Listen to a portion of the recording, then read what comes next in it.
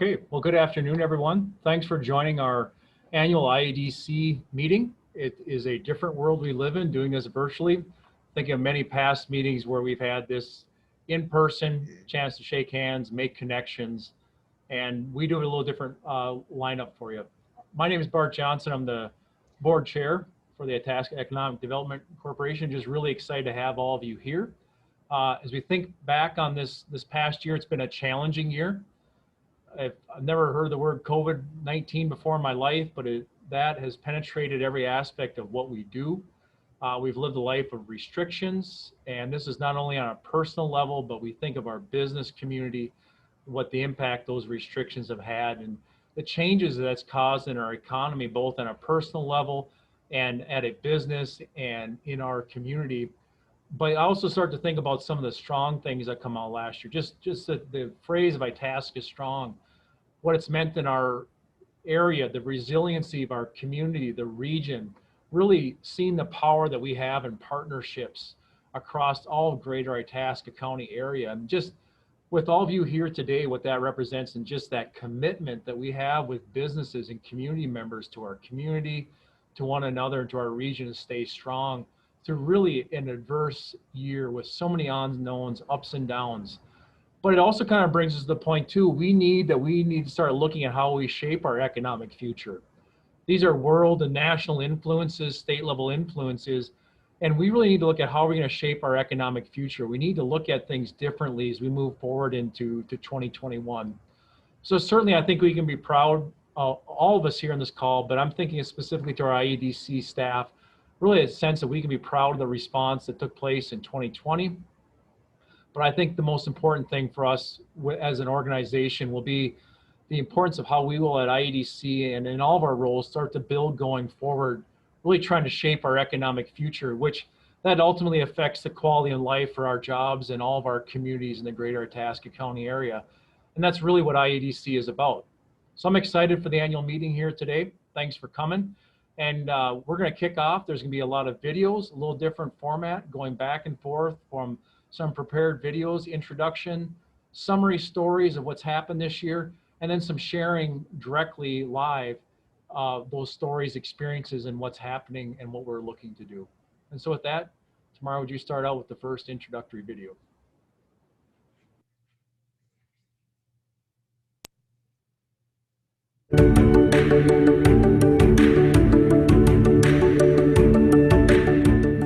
"2020 has been an extremely challenging year, and only through the partnerships that we have in Itasca County and throughout the region have we been able to muscle through and help lift up the business owners and community members throughout this crisis. We're so grateful for everything that you've done for us this year.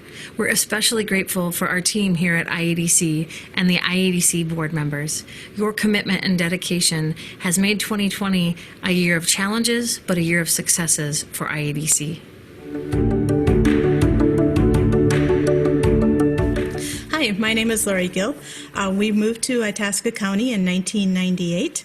I am currently the Human Resource Manager at UPM Blandin Paper, and I've also worked at ASV and Blandin in a number of different roles, including operations, finance, and human resources. I joined the IEDC Board of Directors in June of 2020. I became a board member of IEDC for the opportunity to expand my involvement in the community and to grow both personally and professionally. I must admit that what I thought I knew about IEDC in June when I joined has changed tremendously. If I had to pick one thing that I'm most proud of, I would say it is the network and the relationships that are built.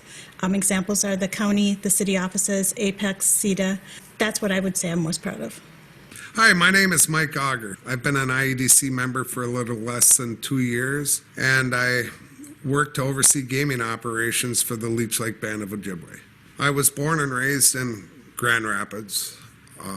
Have a lot of history for it, but one of the biggest reasons why IEDC became important to me is to develop a better relationship between the Leech Lake Band, who is a major employer, and to get their engagement in the cooperation to better develop economics in the region.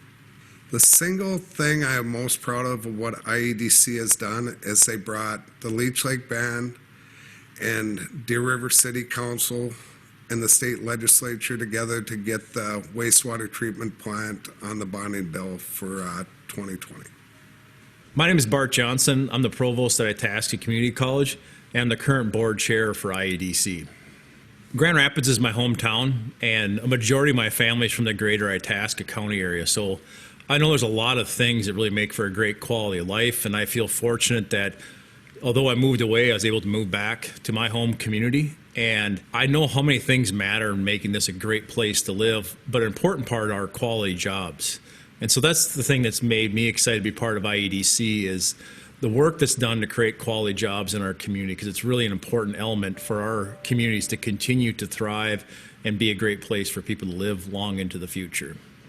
In 2020, all the things happening with COVID really were challenging to so many people, but especially if you look at the employment front, whether it's entrepreneurs trying to start up a business, small businesses, large businesses, all were hit so hard by the effects of COVID and the restrictions and how people change their patterns. And those really affected people's livelihoods and jobs. And I'm really proud of the work that IEDC did with helping provide short-term loans, informational sessions that really, I believe, made a huge difference in not all, but a majority of businesses in our community being able to continue on through these challenging times. And that work's just started, of course. The recovery will take a long time. And as we go into 2021, I'm excited for IEDC to still be in a role of supporting our business community in the greater Itasca County area.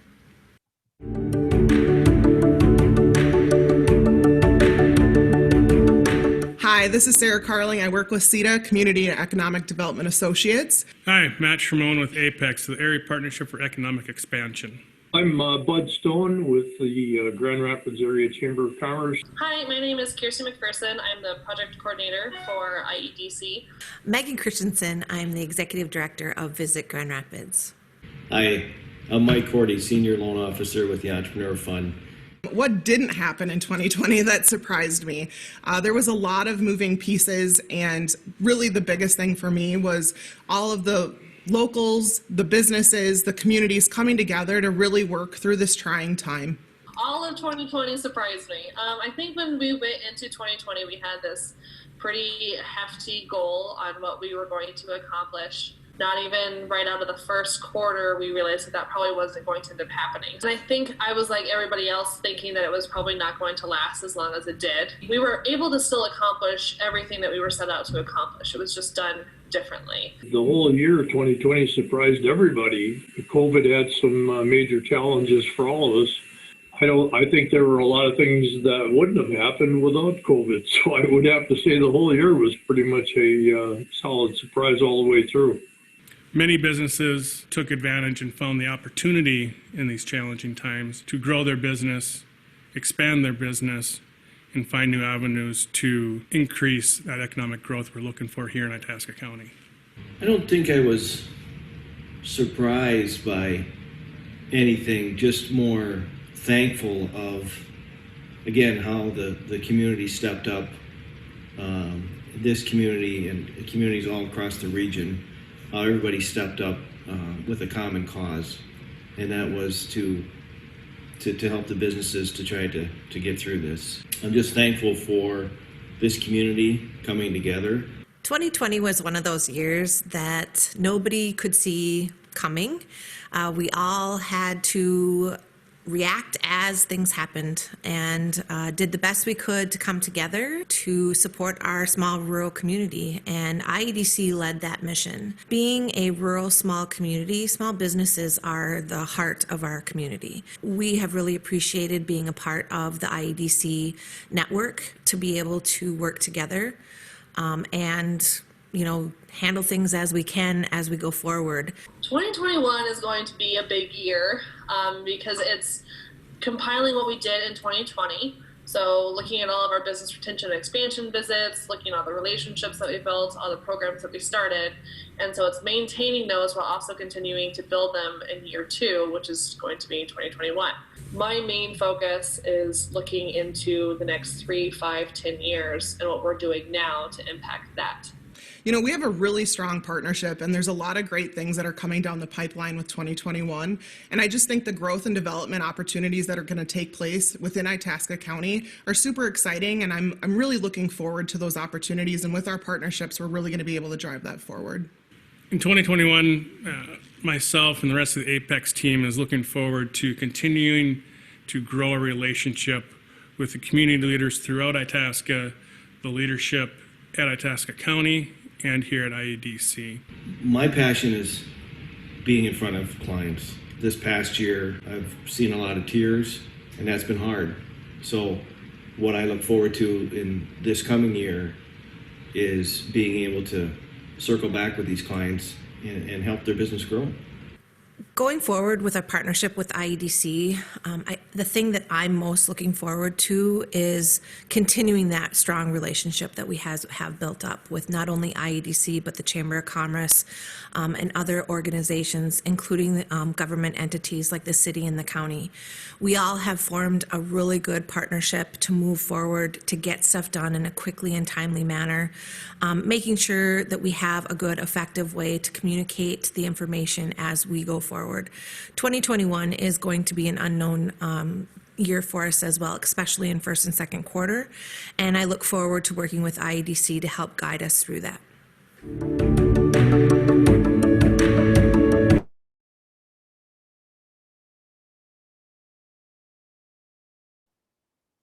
Good afternoon, everyone, and thank you so much for joining us. I'm going to switch into some of our goals and outcomes that we had throughout 2020. We really want to spend a little bit of time reflecting on some of the challenges that we faced, and certainly acknowledge all the partnerships that were really born through this challenge. And I think as we look back in history, we often see times like this where through a struggle, really unique partnerships are born. Or partnerships that were always there suddenly blossom and they have a chance to really show their true colors and what they're capable of. So as I take a moment and pull up my presentation.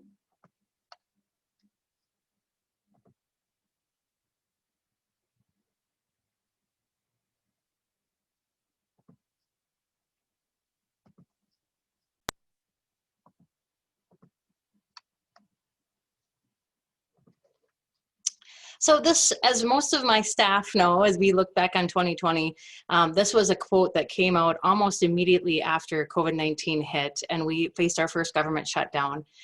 If not us, who, and if not now, when?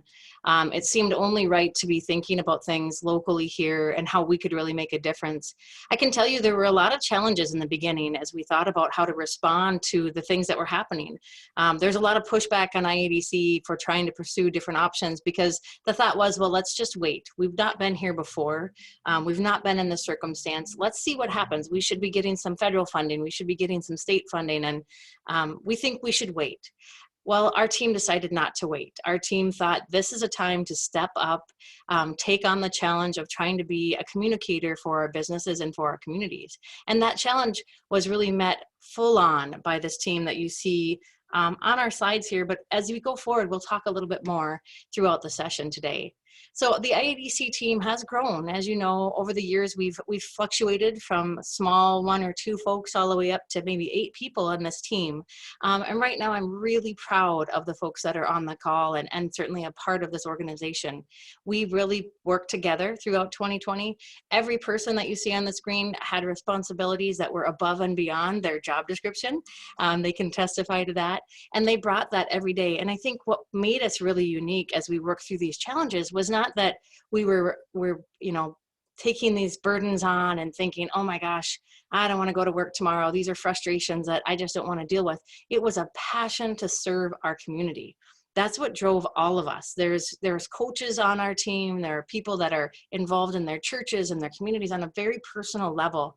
And we all felt in a unified attempt that this was our chance to support our communities in a really meaningful way. And I think that shines through all the things I'm going to talk about in just a few minutes. And as I hope that you can really think about as you reflect on what we went through as a community in 2020. But of course, IADC, as you saw from the screen before, we're a small team. We were asking a lot of our team members, but we were also asking a lot of our partners. And in many ways, we treated our partners like they were a member of IADC because we had to put on one front. We had to be one communication device. I don't know how many of you guys received 20 emails a day about this COVID crisis or that COVID crisis, but we certainly did at IADC. We were getting emails from the state, from the federal government, from our local representatives, from regional folks. We had to decipher all those different channels and try to provide a unified point of contact for our community. And that's what we really tried hard to do. And I'm so grateful for those partnerships. The SBDC, the Entrepreneur Fund, CETA, and Apex reside here at IADC. We have offices that they're here when we pick on Mike Cordy, maybe not as often as we'd like him to be, but we have those folks right here in our office. So when we need them, they come and they bring that same passion that the IADC has to every transaction, to every piece of work that we're doing, and certainly to these relationships. So as we look at 2020 in hindsight, 2020, right? We look back and we see the things that we did well. We see the areas that we wish we could have done better in, but it is not possible for us to go forward and look at the things we're trying to accomplish in 21 without truly helping you all understand what a big undertaking this was for IADC, for our partners, for the communities and businesses. And so as I go into these different responses that our team did, I have to preface it with a true respect and honor for our local healthcare providers, for the people that are in the front line at Target, to the front line in the grocery stores, to the folks that are really out there delivering our goods and services. That with that, all these small businesses, they just have stood and tried to weather the storm as they've been told time and time again to shut down and time again to just, you'll be fine, you'll get through all of this. So we're here because of them, for them, to serve them, and we couldn't do it without them. So we really appreciate their efforts. But as we look at COVID-19, IADC and our partners took a really overarching umbrella approach. We wanted to help people, but we wanted to help them in a meaningful way. So as many of you know and participated in, we hosted a number of economic impact calls. For a while, we hosted these calls on a daily basis. We brought people together, we communicated information that was coming from all of these channels I just discussed, and tried to filter the questions out. What do you need to know as a business owner? What do you need to know as a community member and a community leader? And we tried to decipher that and put it out there in a meaningful way. And then we took that information and we put it on Facebook and social media and our website. And we really tried to convey that as much as possible. So in a short time of about 6 to 8 weeks, we had more than 1,000 people attend these Zoom calls online. More than 1,000 members of our community, and oftentimes outside of our community, came to these calls to try to find the information that we were deciphering. But that wasn't enough. We needed to hear from businesses. So we conducted an economic impact survey in March to hear from our businesses, to hear what they needed. What was it going to take to get them through this shutdown? And we had more than 100 responses during the beginning of the year.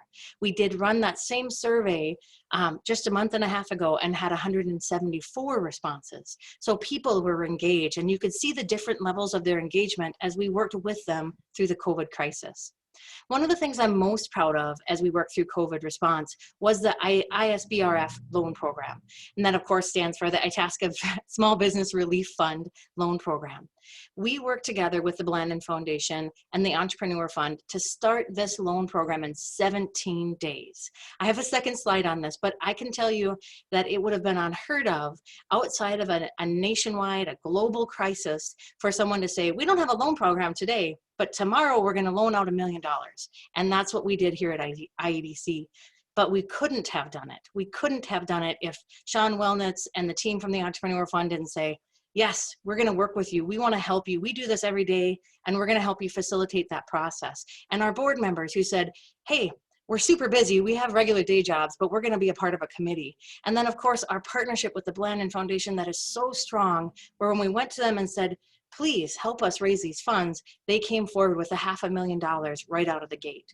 So that type of work, that type of partnership, that time frame doesn't happen in normal times, but it shows you what our partnerships can really deliver when we work together and we're trying to accomplish things for a common good. And that leads me right into the next piece of this, which is the Itasca County grant programs. Itasca County has been a phenomenal leader of this crisis when it comes to trying to support their local businesses and communities. They are faced with challenges every day outside of a global pandemic. And so now, as you think through what they've been facing in the last 12 months, it has been absolutely critical for them to try to stand up and really get funds out to those businesses when they need them. So if you look at this, you can see just shy of $3.3 million in grants went to area businesses in Itasca County. 5 different grant programs. Now we are in the last grant program. Those grant funds will be coming out in the weeks to come here, but more than 400 businesses were impacted and just shy of 3,000 jobs were saved through those grant programs. Now we all know, I say save today, we have a road ahead of us, we have recovery still going, but thinking about how we can really benefit from these grants it's unheard of. Itasca County put 71% of their CARES Act funds back into community programs. They gave money to the tourism industry. They gave money to our workforce recruitment. They helped us with the Big Fork recruitment project. This is real moves that they made as a county that I know, because I've gone and seen what other counties have done, far surpasses counties much larger than our own. So this is a huge undertaking, and I hope they understand how much gratitude we feel for them and making those big decisions, because they're tough. You know, and at the end of the day, they're picking winners, and that's always a really hard job to do. We also were helping and working with our partners in the community on Itasca Strong. This effort that is now really led by Sherry Frick with Minuteman Press was a tremendous undertaking. Megan Christensen and Bud and the county and the cities all came together to start this fund, as well as the Blandon Foundation. It was a media campaign. It was getting the word out to shop local, serve local, and take care of your communities. And then, of course, we continued to work on our business retention and expansion program by getting out there and talking to other manufacturers and larger businesses on what can we do to help you. So as you look at the screen and you can see the impact and the work that we did as a whole for COVID response, it was a large undertaking. And again, it was in partnership with our board, with our team, and certainly our partners. And this just kind of captures the time frame we went through. And I would be remiss if I didn't mention how fortunate we were to be able to apply for and gain an Iron Range Resources and Rehabilitation loan that also went into our program for loan program. So right now today, we have more than $1 million that is available for loans for Itasca County. We've already loaned out $950,000 to 50 area businesses. As I always do, I tend to get a little long-winded when I talk about these things that I'm really proud of. So as I get ready to shift into our next segment, I just want you to take a look at the screen and understand that even while COVID was going on, our team was still hard at work. We were facilitating a federal EDA grant. We have a SBDC consulting team from Rob's standpoint that you'll hear from that was doing phenomenal work. We have our partnerships with CETA, our Engage program with the community outreach, and certainly a massive body of work to try to keep the facility in Big Fork open and keep those jobs there. And we'll talk a little bit more about that later. Because right now, I want you to hear from our area businesses. So the next segment we have a video includes 6 of our area businesses that really give you a heart-to-heart on what it felt like to go through COVID-19. So just take a moment and listen to some of our area businesses.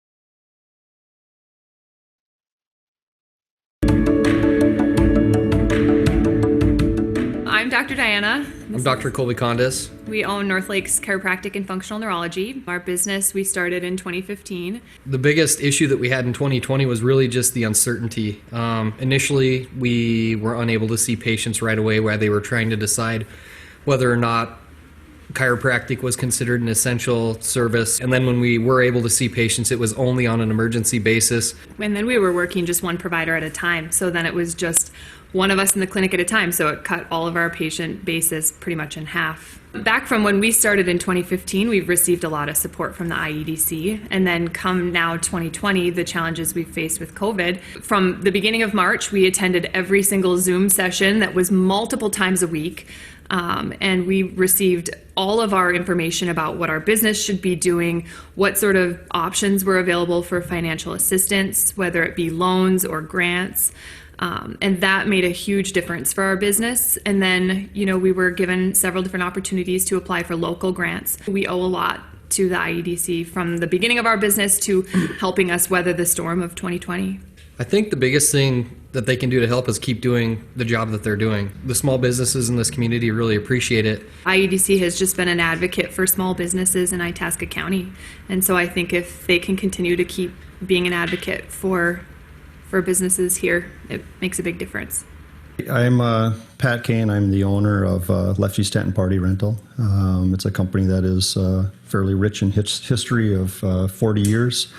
A company that started here in the Itasca area. We deal with tents, tables, chairs, flooring, lighting, staging, decor items, heating systems, cooling systems, and our needs from our customer expand and change. Obviously, that's an ever-changing market. And so for us and our staff is always trying to maintain kind of a proactive approach on what we do, how we go about doing it.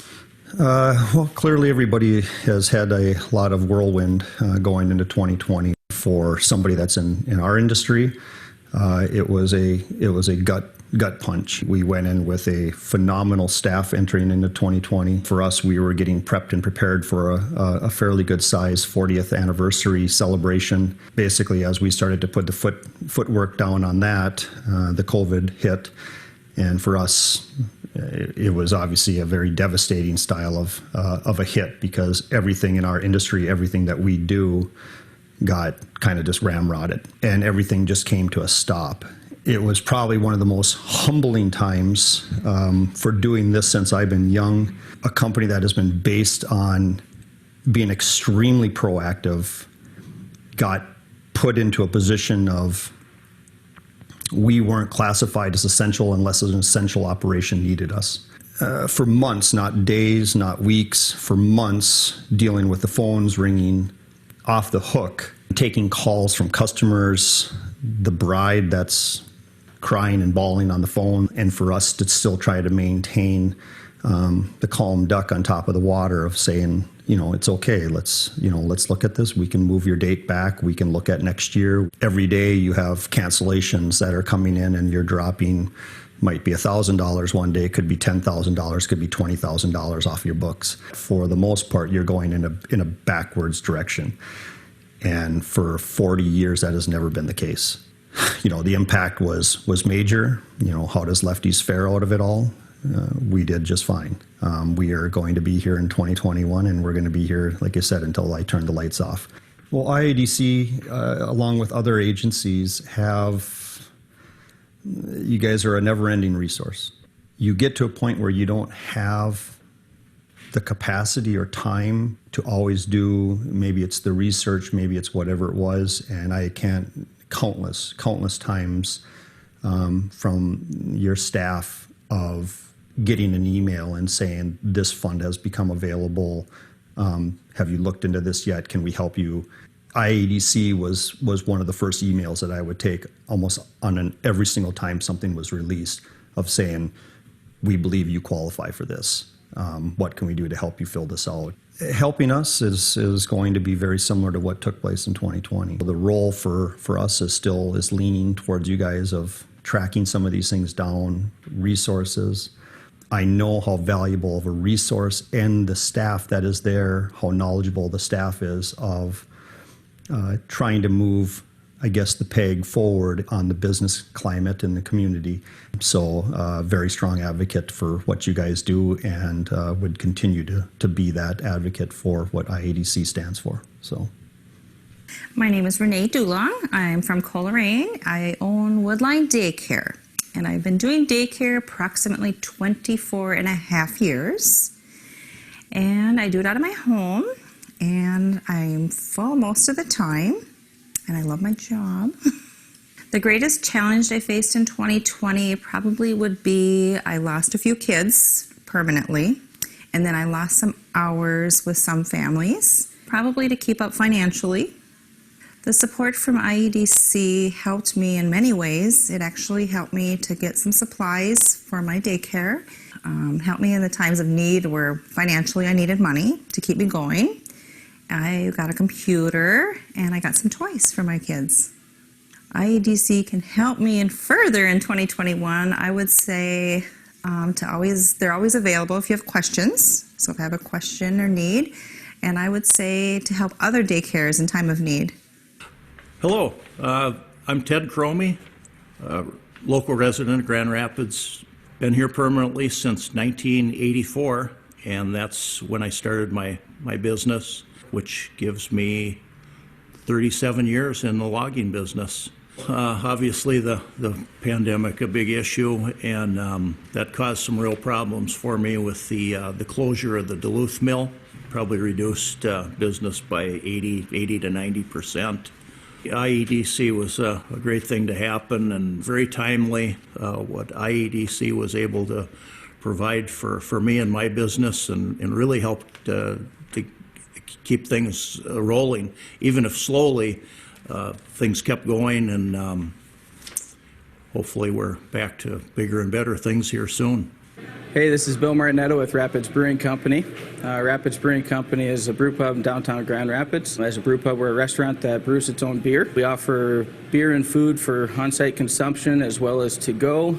We also play an instrumental role in providing entertainment to the community and supporting local artists and musicians. The greatest challenge in 2020, there was quite a few things that came up, unfortunately, but everybody was kind of in the same boat. Certainly the pandemic hitting in March. We also unfortunately had a kitchen fire in September. Certainly a lot of opportunities in 2020 to make a pivot, make a change, and adapt and do something differently. Challenging at times, but certainly an opportunity to grow and learn something. The biggest thing, whether it be IEDC or community members alike, is the deliberate effort people put into to continue to patronize and continue to do what they can to support all small businesses, not just Rapids Brewing Company.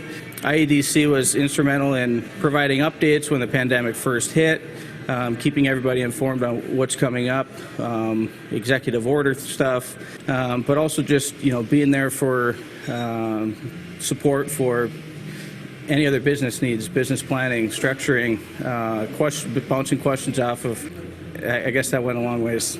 We're looking forward to 2021 for sure. Ways that people can help IEDC as well as other community leaders is, again, not just for Rapids Brewing Company, but for all small businesses, is continue to voice support and continue to show support in many different areas.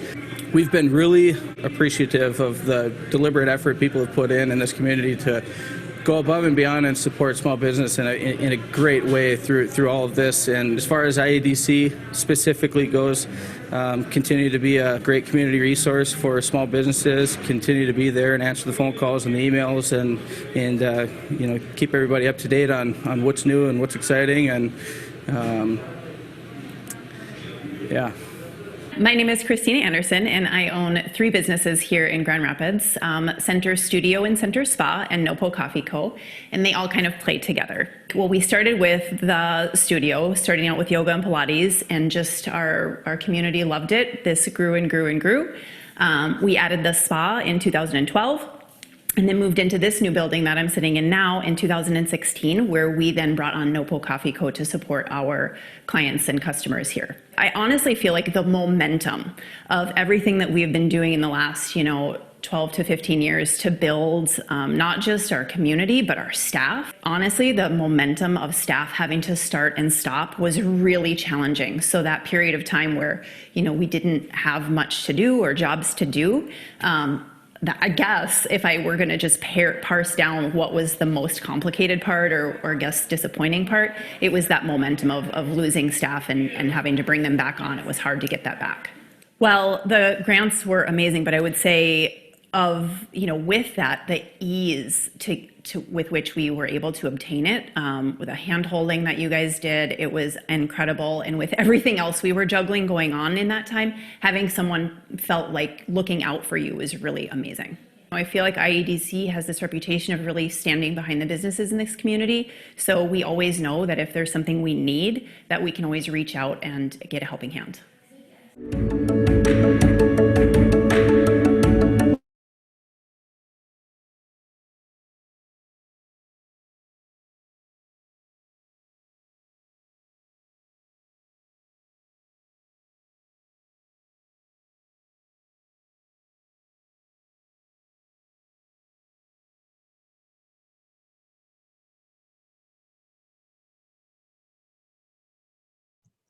All right, thanks everyone. And thanks for taking the time to listen to those local businesses. And we're going to hear a little bit about those local small businesses from our colleague here, Rob Shostrand. Thank you, Tamara. I think the best part that I can, am I having some issues? The best part that I can bring from our business community is a big thank you from me. And I know that's something that everybody wants to say, but it was a new year for me coming in, and some of the biggest challenges that I could have ever expected to face obviously hit us right away. So bringing in and being part of that team has been a fantastic step. A couple of the great success stories that we can talk about is we did actually have new business starts in 2020. We continued down that path, and we worked with many organizations to sustain and continue, as you heard, forward, but we were also working on many businesses and people that were making adjustments due to the pandemic. They were moving from one business due to a layoff or different scenarios and decided to open a new business to serve our community. So we had some great successes there. 6 new business starts, which is pretty common for our area, which is fantastic across Itasca County. A good amount of capital investment, which meant our entire community, lenders, investors, we're all still looking to grow our businesses. Many clients that we worked with this year, that was a phenomenal year of over 200 clients that reached out to us. And additionally, with the COVID impact of what was going on, we opened our doors to the support of every business. It wasn't just a client basis offering the no charge support. I definitely want to put that out there, that we were open to any question and anybody that needed that support, and we will continue that into the future. That has been such a great opportunity for us to expound on education, community outreach, informational meetings, everything that we did throughout that. Our next slide here just highlights, as many of the businesses that you already heard, new organizations that have started up for us here in our community. And I would just say congratulations to you for getting up and running. The stories have been fantastic, which you'll hear more about, and definitely go and visit. They're here to support our community, great resources there. Looking back in 2020, our major goals coming in was to engage the business community for myself as a new consultant and reaching out to lenders and partners. Obviously during Q1 that transitioned and everybody moved to a virtual mode and came together and helped support me so we could provide that support back out to our community. Training and outreach, development programs, supporting Itasca County, that piece was really a design as we go. It was definitely an important piece to figure out what actually fit within our community and not just hand out what was coming, but really, as Tamara said, develop things that worked for us here in Itasca. Our training and development for us internally was very limited, as you could imagine, but definitely gave us, I guess I would say, on-the-job training was fantastic. Learning from our business owners the things that were going on was the best thing I could have ever imagined coming forward into this year. Our outlook for next year, extremely strong. I will just start with that and say we had so many great stories coming out of 2020 that I'm hoping that I need more slides during next year to show you how many businesses started, have more testimonials, but we are on pace for a great year again. Primary focus for 2021 is we are going to be out in our communities delivering education, getting finances in order, as we said. I mean, I know everybody's dealing with tax issues, different things that are going on. We want to make sure that we're there to support you with that piece as well. So we know this is an ongoing situation. You'll hear more shortly about some of the other things under program development. And again, continuing that pandemic support. So we want to make sure that if there are additional questions still out there, if there are businesses that haven't taken advantage or haven't been supported in some way, please reach out and we'll make sure that we are able to come up with anything that we can for you. My biggest piece is thank you very much for the great year, and I look forward to many more years of serving our great community.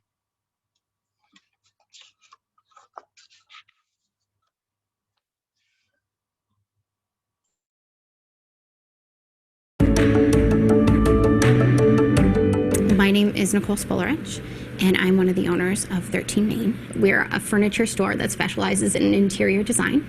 We're located in Deer River on Highway 2, and we've been here since 2016.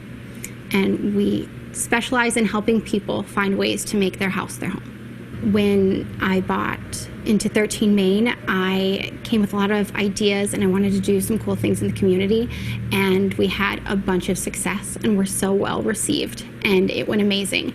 And then COVID hit and things got a little harder, and that's when we started talking with Rob at IEDC, and he's really helped so much. Even when he didn't always know the answers, he always let me know I wasn't alone, and I really appreciated that.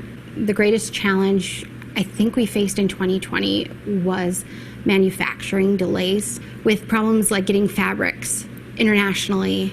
A lot of manufacturers also found themselves overwhelmed with people sitting at home wanting new furniture. Good problems, but big problems. Understanding inventory management when your store isn't actually up and running and you're just kind of letting people in when you can or take pictures and send them to people, it leaves you with a lot of questions about how much furniture should I have in the store? When should I buy more furniture? And then there were so many delays, and there still are so many delays. It's 20 weeks right now for a custom piece of furniture. While people have been great and kind about everything, 20 weeks is a long time to wait for a sofa. I think the most helpful thing was not feeling alone in all of the unknowns, that there was someone to ask when there was a question. Because when your business shuts down and your busiest season is the summer, you don't really know if you're going to be there in the fall. And somehow we've been able to make that happen, and I'm just so thankful and excited to be working with Rob and everyone who has taken the time to look through our finances and tell us what the next right move was. Best case scenario, I think, for 13 Main in 5 to 10 years is that it's a success story for the community, that it's a really old building that's been passed down time and time again to different people who wanted to make something great of it, and that we were able to keep it here in the small town and do something that we loved and something creative and something that people appreciated. If there was one thing in the future, I hope to always be able to do it is to come to somebody with my silly questions and know that they're going to offer me help. I'm Amy Osborne. And I'm Preston Osborne. And we are the proud new owners of Lakewood Lodge, north of Deer River, Minnesota. Lakewood Lodge has been in existence since 1917, and we are just the newest, proudest owners of that establishment. And her grandparents actually owned Lakewood Lodge from 87 to 94, so it's kind of like getting it back in the family. So when I first called Rob and I said, hey, I've got this dream, he said, sure, we'd love to help you. We'll help get you situated. At the time when we first started working together, it really was that. It really just was a dream and an idea and a hope. The backing and the support of people that had such great knowledge like Rob really made it possible for us to make this deal work. Day one of meeting Rob and being here at the IEDC building, we already were being connected with invaluable people that were going to help us in this endeavor. Best case, definitely in 5 years, being able to refinance so we can have all the gap lenders paid off and just have one mortgage. And then hopefully we continue to grow on what's already been established. That's kind of our future plan, is to bring more people to the area to do things like paddle boarding and snowshoeing and get people out to enjoy our wonderful, beautiful outdoors that we have here in Itasca County.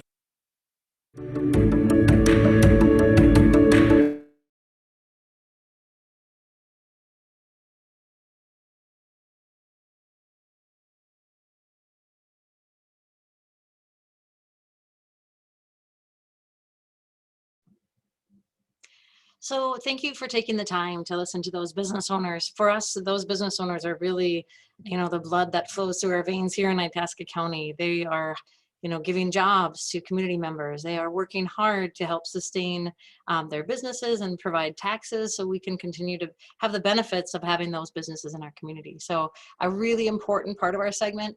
And when we were looking back through this information and working with Jordan Weiss from Wise Guys Images, my message to him was, I don't want to cut anything from these businesses. I want people to hear the stories of these business owners, because I know how many people that are on these calls really can see it and understand what they've gone through because they went through those same things themselves. And it's really important that we continue to think about the small businesses into 2021. I talked about our loan program that we started last year. We still have 6 more applicants in our system. We still have businesses coming to us asking us for that additional support. It's not as if COVID-19 is, magically over. It's absolutely amazing that there's a light at the end of the tunnel. The vaccine is coming and people are starting to feel safer. But we know that it's going to take a long time to rebuild these businesses and ensure that they have the longevity they deserve for what they put themselves through in the last year. So as we think about 2021, we are really geared up to fuel change through leadership. And I'm not talking about just IEDC's leadership. I'm talking about the leadership of all the people that are on the call today. There is no possible way that my small team at IEDC can really affect the type of change that all of us together could do. And all of you bring various expertise, various talents to the table that we really need to tap into. We are facing something in the next 10 years or so, some really hefty lifts. We're looking at a potential loss of a tremendous tax base. We're looking at some building back from COVID-19. We're looking at a future that's really uncertain. And in order to take that on, we have to grasp this legacy moment. My team is probably all smiling right now. They've heard me say legacy moment now about 30 times a day for the last month. But this is where we are. It is the moment we sit in, and it is the moment that this team is going to really embrace. And we hope that you as partners and community members will take the time to embrace this moment with us and take it to the next level and really develop a strategy that will make us a stronger community in 10 years and really take the funding, the opportunity that's going to present itself and turn it into something that's really amazing. So as we think about 21, we have a lot of work to do, and IEDC is not unfamiliar with a lot of work, as you could guess. As you looked at our 2020, we had a lot on our plates, and I have to joke and laugh because people often ask me, well, how do you think you're going to do that at IEDC? How do you think you're going to get it done? I'm not going to get this done. We're going to get this done. We're going to get this done as a team. We're going to get this done as a community, and we're going to make big change happen through the tenacity of the people that are here together on this call and the people that are outside helping to lift us all up. So as you think about 2021, there are some major projects that are really the narrow focus for us. What do we really need to accomplish?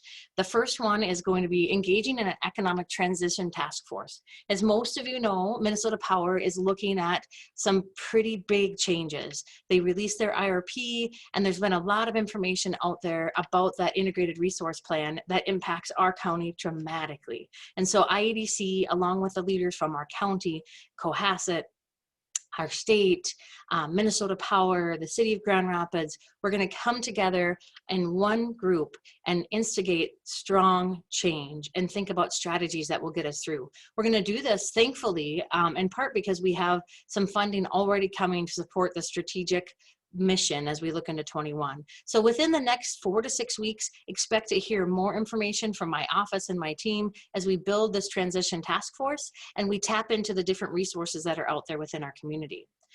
The Itasca Area Summit is also coming up in 2021. I'll talk more about this at the Chamber Luncheon next Monday, but it is an exciting opportunity.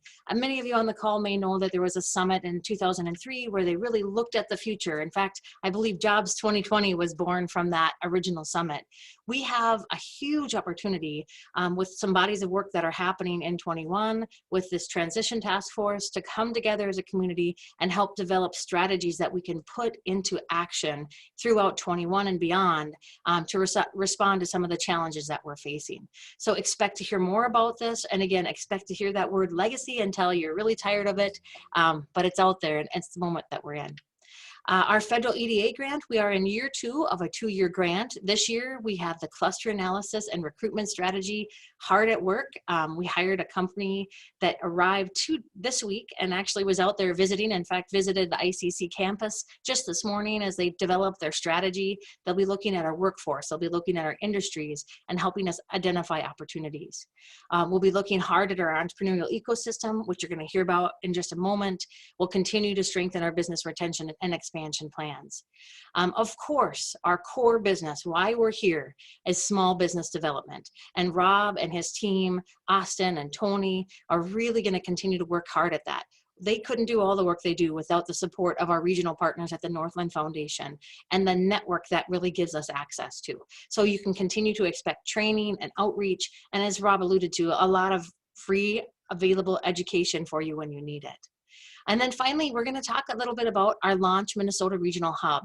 I'm not going to go into this right now because we've got a couple of great speakers that are going to talk about Launch Minnesota. But as you may have seen, IEDC is a recipient of a Regional Hub grant, and we are thrilled to try to take this on for our region and lift that entrepreneurs up and really present some amazing opportunities for them.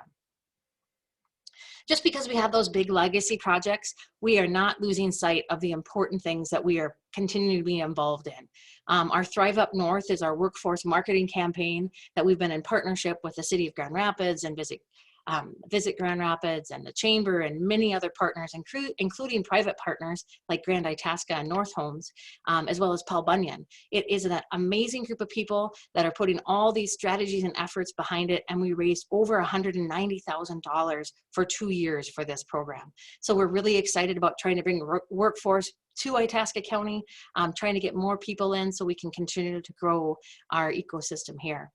Itasca Strong, forest products, engage in training, obviously community outreach, real strong focus with healthcare and sector development, and again, continued commitment in the areas that we're already really involved in. You can expect to see us at the table, ready to help, and making sure that we're focused on those things as we go into the future. So this is the last time I'm speaking before I wrap it up and head into some other partners. So I just want to say on this call right now, there's several other speakers coming. I appreciate all of you being here today, and I am so excited to lead this team and these partners into 2021. And I know that we as a community are capable of great things, and I'm looking forward to doing those things with all of you. We're going to shift back into a little bit more video.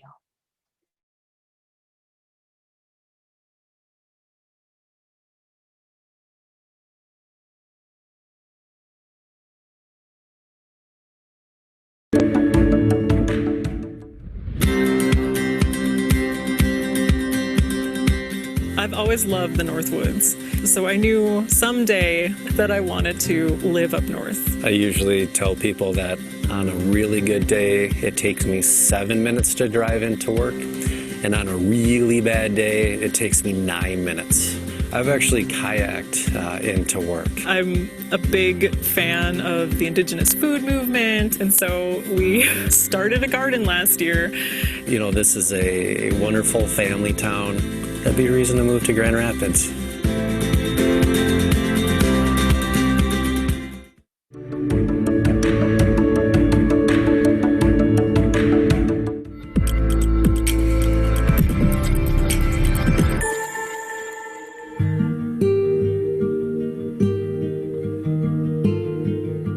One thing we've done is we've offered curbside pickup as well as delivery.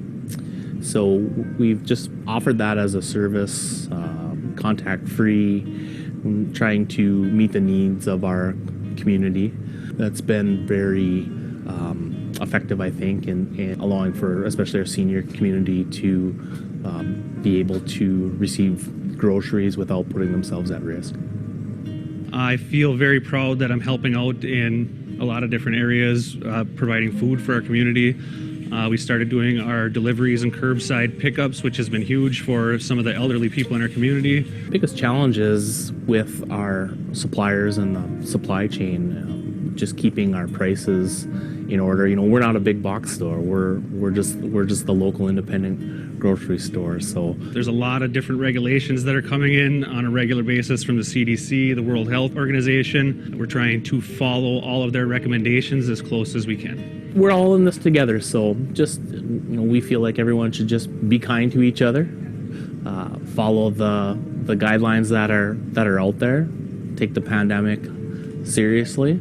It's a difficult time. There is a new normal out there, so just be calm, be patient, be kind to everyone, and we'll get through this together.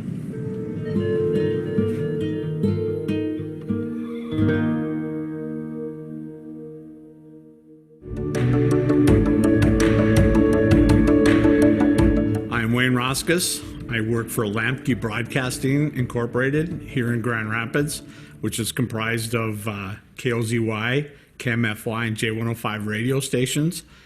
Parent company of KOZY. I've been here since 1948, so we've been the hometown radio stations of Grand Rapids. I've been with the radio stations for 12 years, and it's been going wonderful. One of the goals that has always been with the radio stations, we're community-oriented, so we want to serve the needs of our community, because if our community flourishes, so do we. So looking at that in that perspective, being very involved with the Grand Rapids Chamber and any of the other items out there that can basically move our community into a better spot, that's why we're doing this. If our businesses that we work with aren't successful, neither are we. So moving that needle forward is really, really paramount for us to have other businesses to help our businesses that are already here in our community flourish into a better and a more prosperous situation. I'm Josh Skelton. I'm the Chief Operating Officer for Minnesota Power. I've worked for Minnesota Power for about 21 years now, and I've been in the Grand Rapids, Itasca County area since 2007.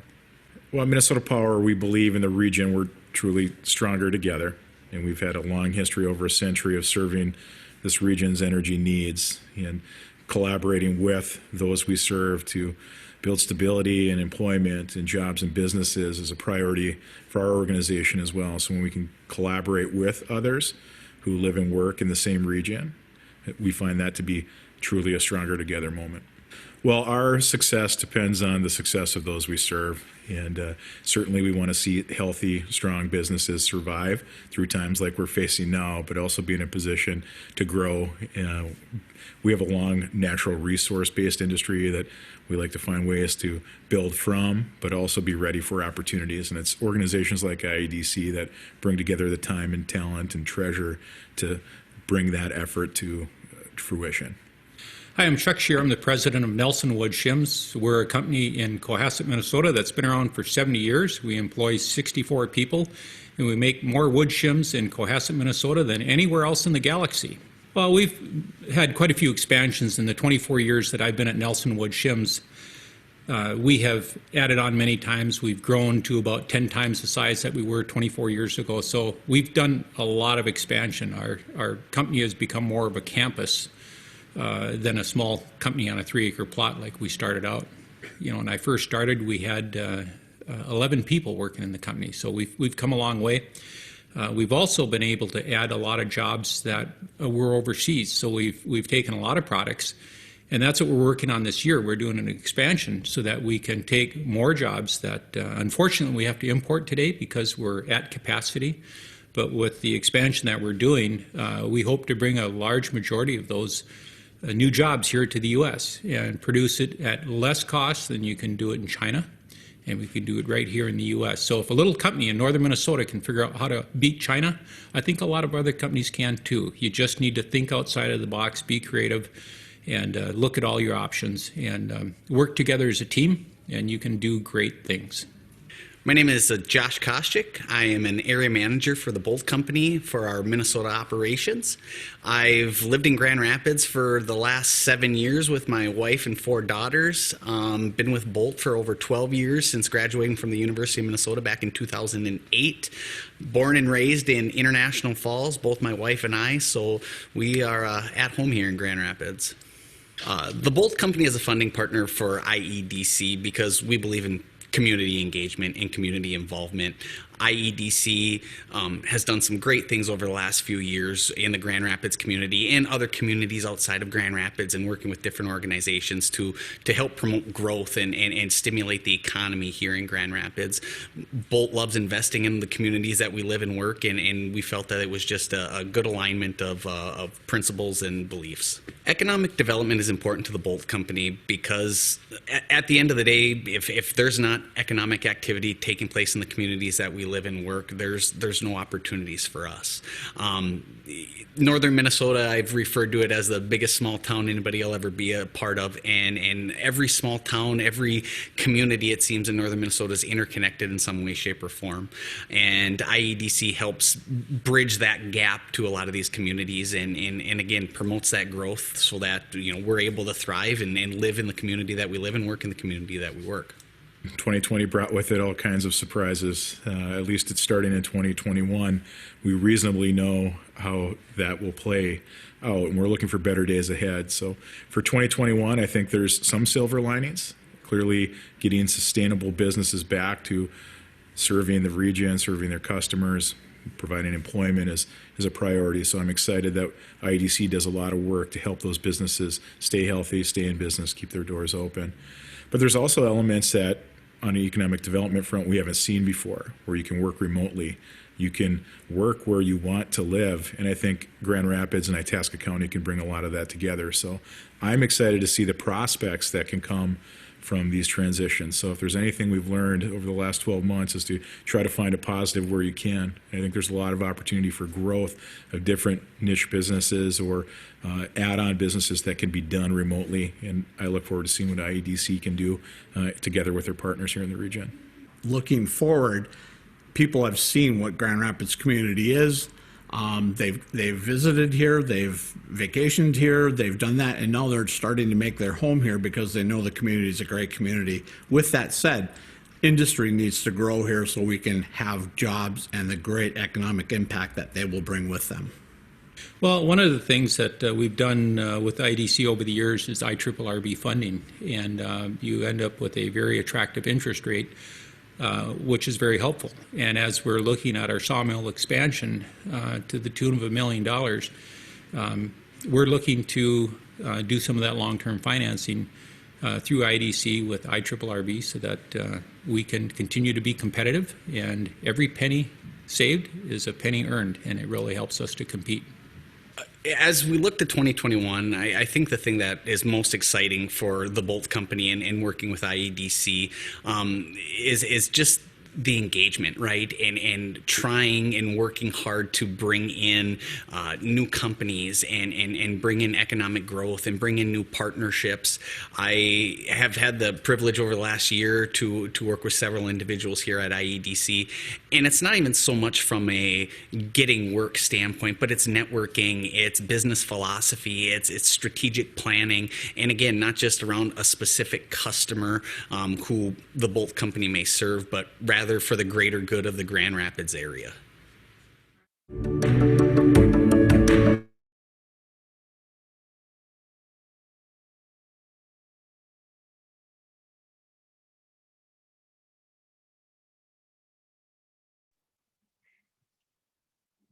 Thank you for understanding as we toggle back and forth through the screens. We, as you know, think that these videos are extremely important. And now I'd like you to welcome Neela Mulgard. She is the Executive Director of Launch Minnesota, and we are thrilled to have her here today with us. Hello, it is a pleasure to be here today. It's been great to hear all of the stories of the resilient entrepreneurs in the region. And I just want to start off too by congratulating IEDC and the partners throughout Northeast region on being one of the newest partners of our Launch Minnesota efforts. So welcome and thank you for your tenacity to make this happen. Launch Minnesota is an initiative in our state's Economic Development and Employment Agency. Minnesota is very fortunate that our state leaders allocated dollars on a directive to create Launch Minnesota, which is a statewide collaborative effort creating an environment to support entrepreneurs and nurture tech startups with a goal of creating and growing an innovative ecosystem across the state. So how are we doing that? We started, the one before, we started by in the fall of 2019, and the ways that we are growing our ecosystem is in these three areas that has proven best practices worldwide. One is capital. We want to put capital in the hands of our startups. We do that through innovation grants, through our angel tax credit, and working with our private sector.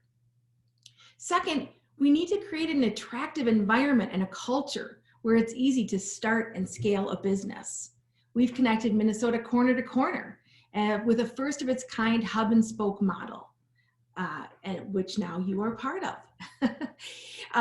We've asked regions to look outside of their organizations and their towns to provide that spectrum of services that our startups need to succeed.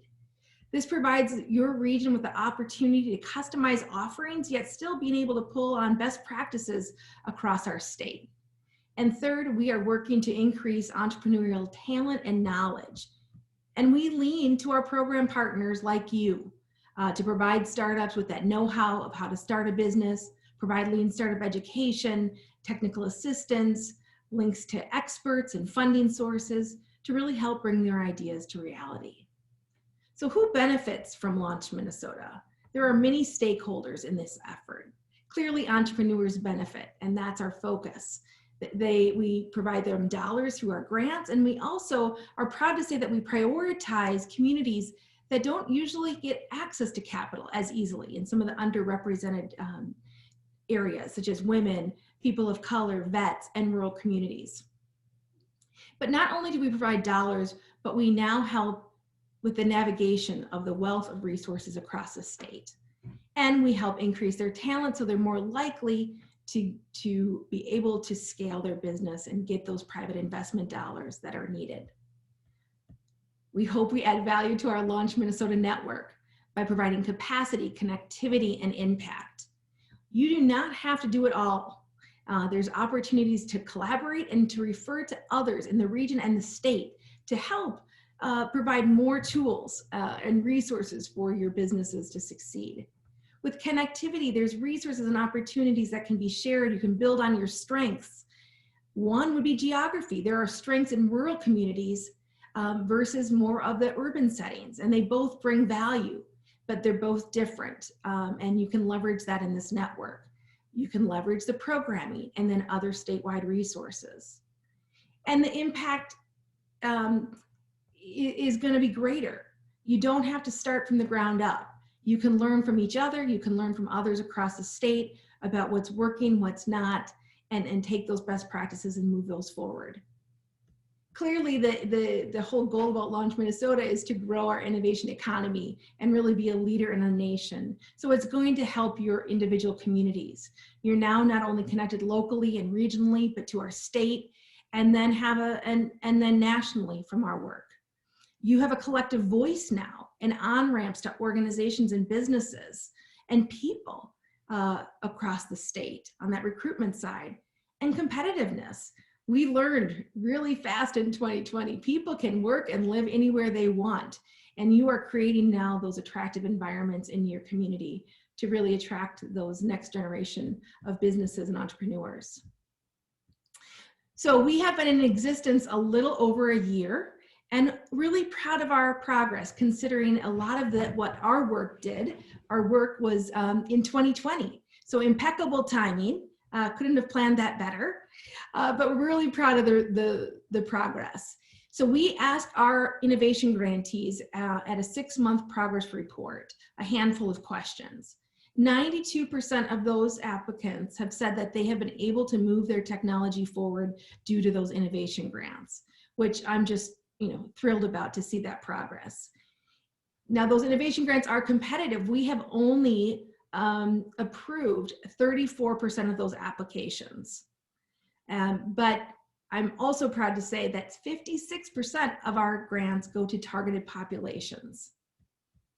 As you see there's 15 of the grants out of the 15 unique businesses out of the 75 unique businesses are in Greater Minnesota. But I know now with the Northeast on board and the energy that I've heard today that those numbers are going to go up.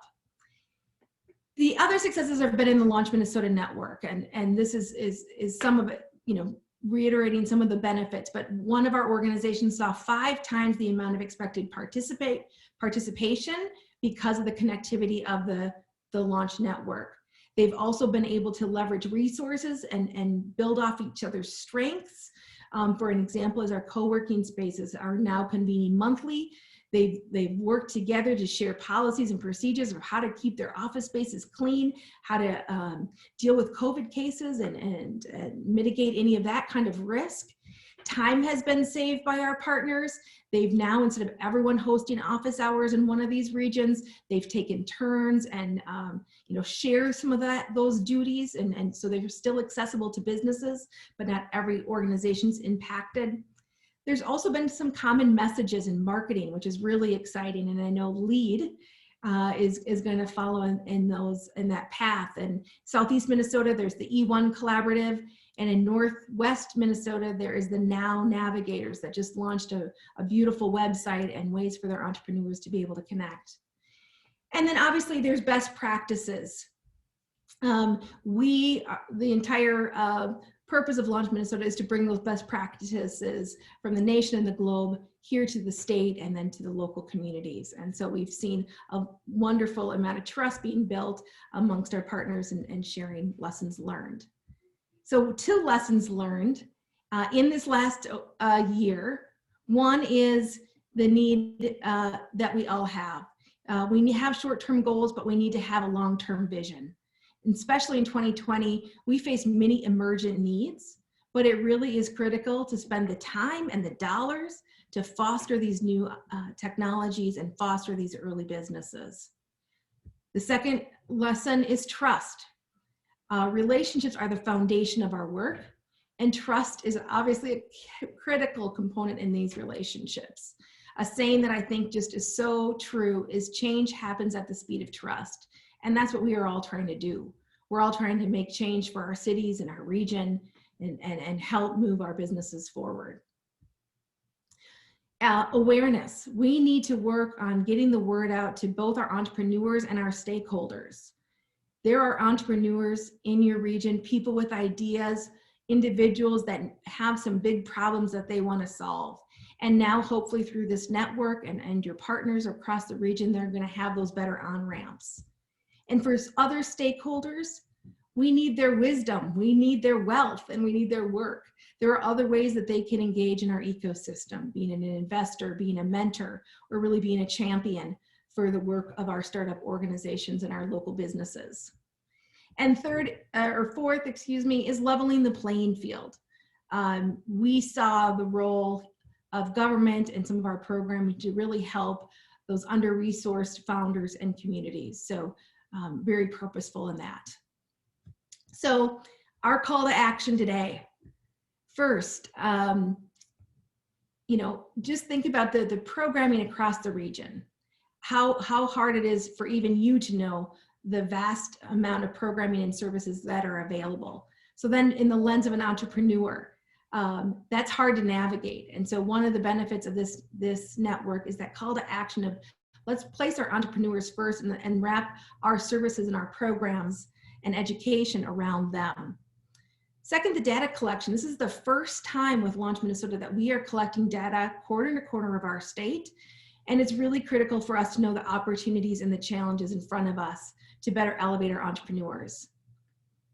Please refer to others. We are stronger together and we need to continue to build on our strengths. As people are, we're Minnesotans, we want to help. And so please continue to refer to others and so critical in our work.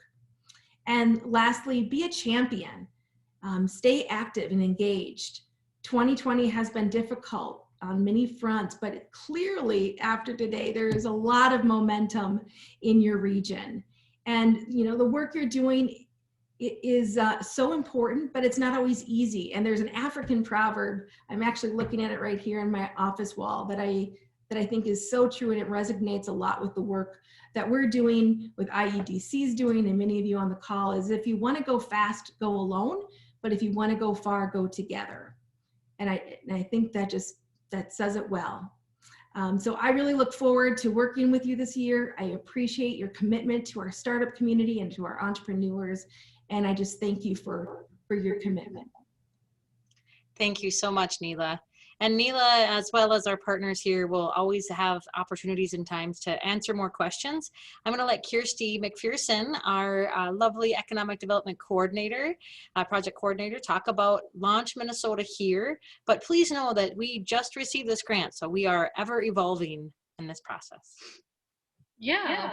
Well, thanks. Mark. I don't really know actually how I'm supposed to follow up Neela. That's pretty much everything you could probably ever want to know about Minnesota.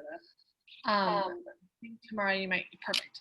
So Launch Minnesota in our region, so the highlights from the work plan. So this is what we put in our grant that we're going to effectively do in Itasca County, as well with our partners throughout the entire region.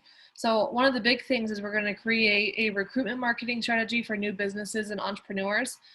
So this is very specific towards high-tech businesses and innovative industries.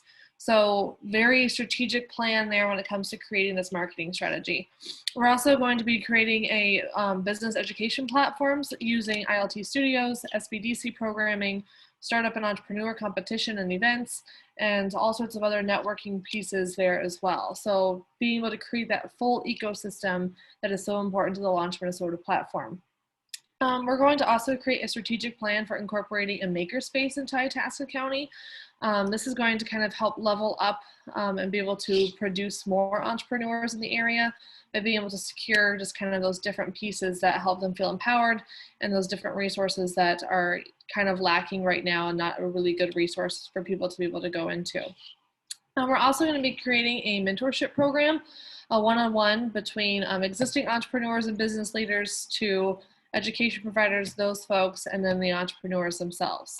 And then we're very excited about the speaker series that we're going to be doing in coordination with Launch Minnesota and several other large initiatives that we have as well. So that being said, we wouldn't be able to do this without our amazing partners that have been working with us throughout this grant process so far. We're kicking off within our region here in the next week. So this is super exciting, but you can see up on the screen that it has taken a full army of people to be able to provide the full grant and be able to do everything that we're planning on doing. This includes NRRI, the Apex, IRRR, SBDC, Entrepreneur Fund, the City of Duluth, the Northland Foundation, Northspan, and the Minnesota and Economic Development Departments, indeed. And there's a ton of other local and regional partners and groups that will be coming in, as well as co-working spaces, entrepreneur groups in each individual community, and so many more. So this is super exciting to be able to bring all of these different pieces together for our county as well as our region as a whole. So in terms of Launch Minnesota, what this actually means for our community as a whole and as the county as a whole in the region is that this is being able to provide a platform that hasn't already existed. So outside of coastal cities and metropolitan areas, that's typically where you find the main hubs of entrepreneurship. And so with this grant and what this programming does is helps elevate us to being in that same playing field with a lot of those bigger players that you would normally think of as being entrepreneurship hubs. So this is going to help put Itasca County and our region on the map.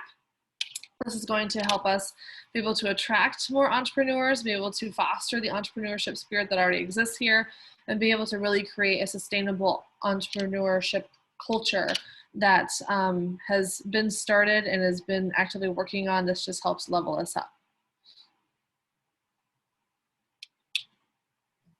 Thank you, Kirsty. As I said, we are just getting started with this program. There's going to be lots more to follow, and we're really looking forward to bringing you guys on board with us as we walk down this path, because again, it's a partnership that we need to work together to be effective.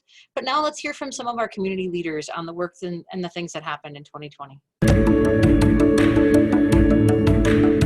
Hi, my name is Brian Boone. I am the mayor of Big Fork, Minnesota. We're up in the north of Itasca County here. I have 4 kids, age range from 2.5 to 9 years old. And so we've got a busy house. And then the other thing that I do is I pastor Big Fork Assembly of God. Well, in Big Fork, we had one of our major employers announce that they are getting ready to leave town, and the speed with which IEDC stepped in and began working and developing a plan, and not just one plan, but multiple plans. It was incredible to see. And so just the support to our community was phenomenal. The support that we received, you can tell that IEDC is an Itasca County organization. While they're housed in Grand Rapids and know what's going on here in Grand Rapids, they have a heartbeat of what's going on around the county. The knowledge base that they brought in is something that myself, as a mayor of a town of 446 people, I don't have that knowledge base. And so to be able to lean on them while our community is going through something like this is really key for us as we move forward. So for my community, Big Fork, the reason why economic development is important is without it, we're going to stalemate and not even maintain where we're at. I would love to see us grow and to continue forward. We have a school, we have a hospital, we have key components that make us viable for growth.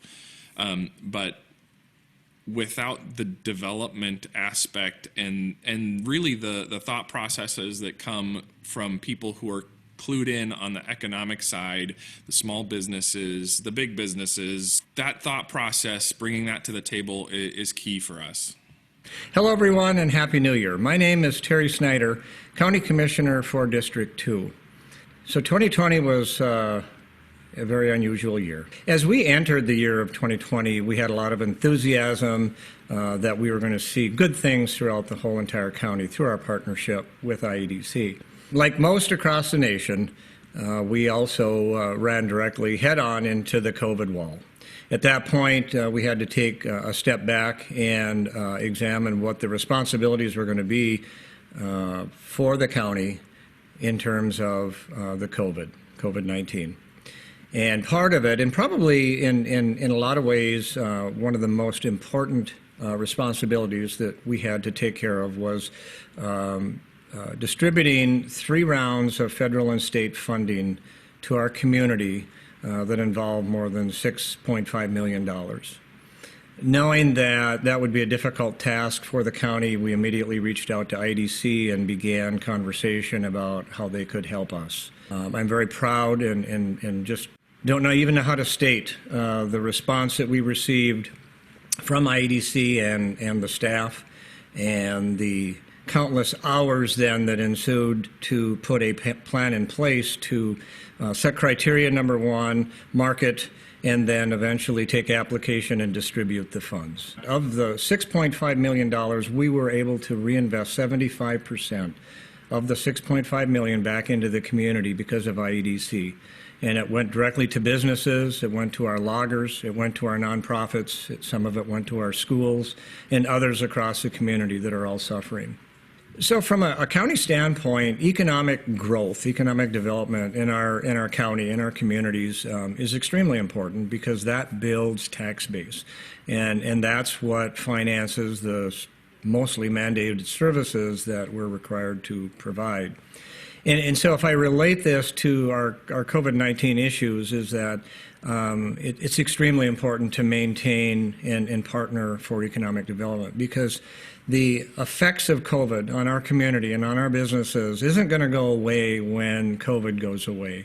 It's going to be years and years before we truly get back to pre-COVID conditions in our county. So we need as a county and we need as a community to continue these partnerships to enhance economic development. Hi, I'm Sandy Lehman, former legislator for the Grand Rapids area, Itasca County and Cass County, and I'm also a former president of IEDC. Well, you know, when I was president of what was then Itasca Development Corporation about 20 years ago, one of the things we did was a visioning process. And it was a countywide visioning process for the Itasca area. And one of the big initiatives that came out of that visioning was something called Jobs 2020. Never could we have imagined, 2020 seemed very far in the future. And never could we have imagined what 2020 was going to hold for all of us. As a legislator, our first concern was for the state. and for the health of its citizens. And it was March of 2020 that we really understood the significance of the pandemic, the COVID-19 pandemic. It was a crisis, really. And at that time, I called Tamara at IEDC to see if she was aware of what was happening at the state level and what kind of legislation we were proposing. Well, much to my delight, Tamara was not only aware of what was happening, she had already stepped into the breach, and she and her team had taken a leadership role. One of the most important things that a leader can do in a time of crisis is communicate. So not only was IEDC prepared to deliver its resources and to receive funding and deliver that funding, they were prepared to communicate and be the lead communicator. So Tamara let me know that she had already scheduled daily Zoom meetings with community stakeholders, which she continued for some period of time until things stabilized. This was absolutely critical.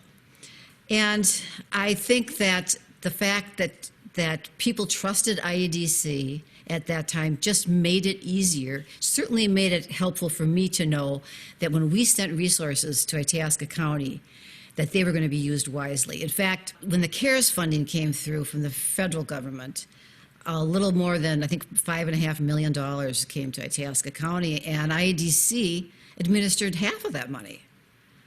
That's incredible. And that was the relationship that Itasca County has with IEDC. It's a public-private partnership that made things really click. And I think that Itasca County in 2020 really fared better than other counties in Minnesota because IEDC was here and ready to lead. There will never be a time when we don't need a one-stop organization for economic development. I can't tell you the number of times I had constituents contact me with a business question, and I can easily and with great confidence send them to IEDC, where they'll get, at no cost, free business counseling or at least an assessment of their situation. That is very valuable. I'd like to just close this interview thanking Tamara and her team for doing the incredible job that they've done in 2020 and for continuing to do that work to make Itasca strong this year and long into the future.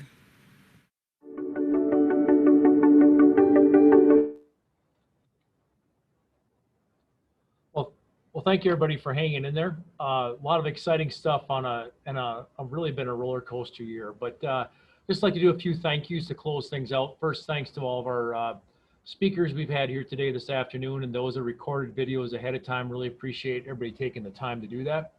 I'd like just to thank our board members, both current and past. The staff have done a great job this year at IEDC, and I can tell you too, the board members were fully engaged as we went through really trying to, in real time, adapt to how could we serve our community. And specifically, I'd like to thank Frank Frederickson, Diane Larson, and Gary Oja, who we have left our board after several years. They really have a strong legacy of leadership there at their board, and wish them all the best as they continue on in the future. And they've certainly left IEDC in good hands as they move on, and we've got new board members who have come on. And I'd like to thank the IEDC staff.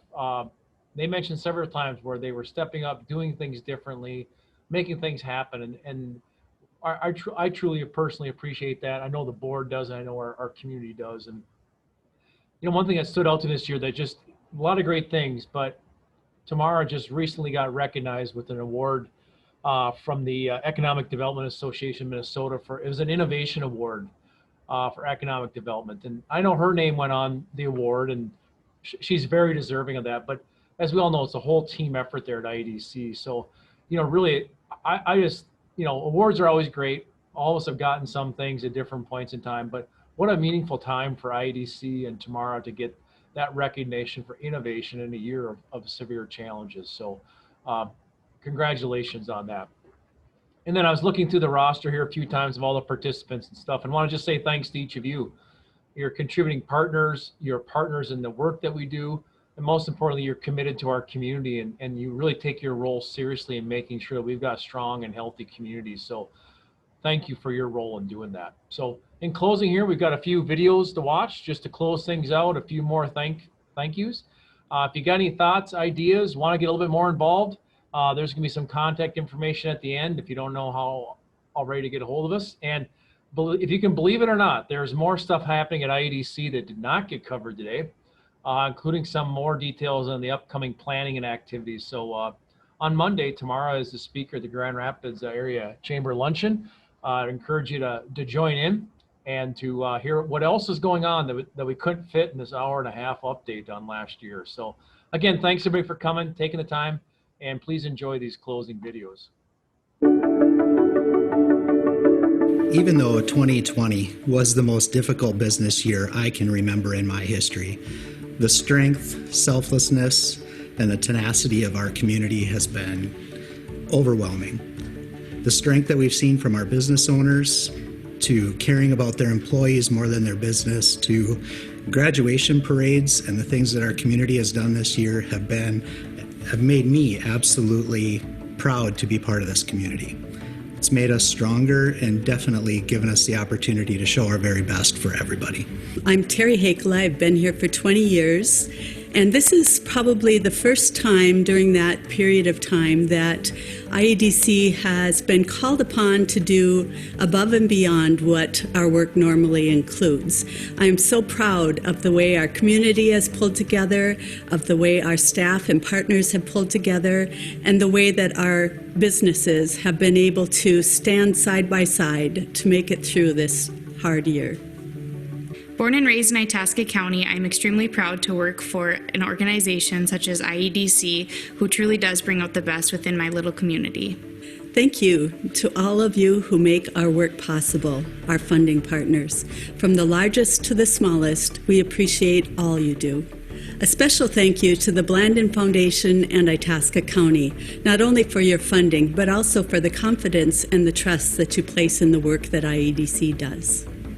Thank you to all of our regional economic development partners, Apex Entrepreneur Fund, IRRR, CETA, Northspan, Arrowhead Regional Development Center, Natural Resource and Research Institute, and the Northland Foundation. We very much appreciate your support and the confidence that you have placed in the SBDC to assist startups and existing businesses be successful.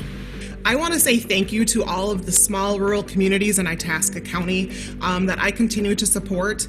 It's really been a tough year in 2020, and I just really appreciate all of the hard work and dedication that each of the communities have put forth during that difficult time. 2020 has been a challenging year for many. I just want to start out by thanking our partners here at IEDC, Apex, and IEDC have had over a 10-year partnership strategically working towards growing the economic sustainability of Itasca.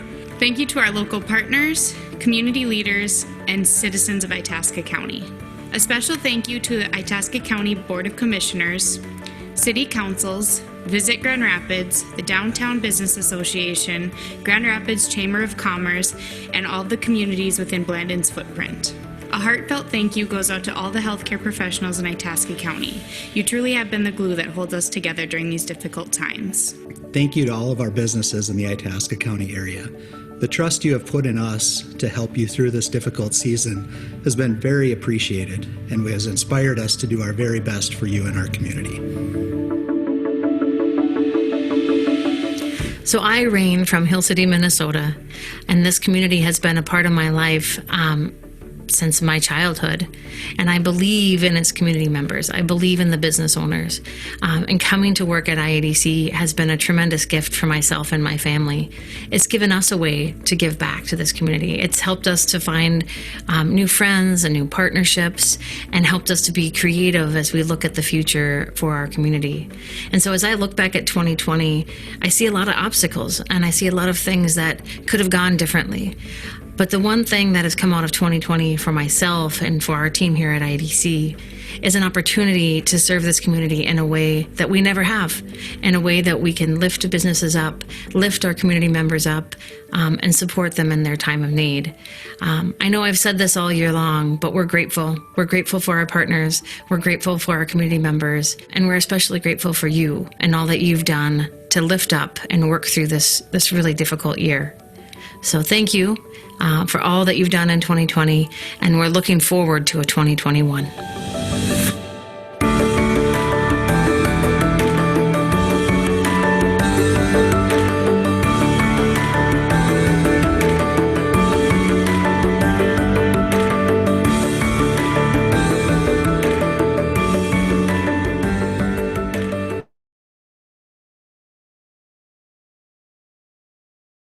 Great job, everyone. Thanks for being here today. Come stop by anytime.